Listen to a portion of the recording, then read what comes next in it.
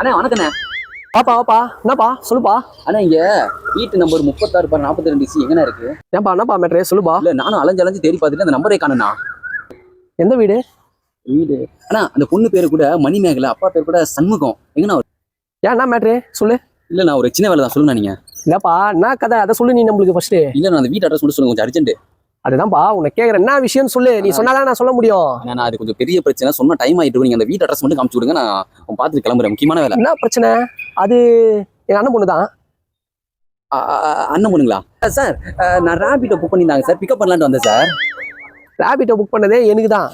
மணிமேகலை சொன்னல சார், மேகலா மாத்தி சொல்லிட்டேன். சாரி சார், பக்கத்து தெரு கூட கிடையாது.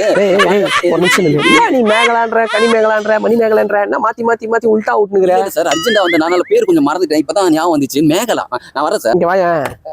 சொல்லுங்க சார். ஏதாவது லவ் மேட்ரா சொல்லு. அண்ணன் பாத்துக்கிறேன். அண்ணன் சப்போர்ட் பண்ணக்கூடியதுதான் லவ்லாம்.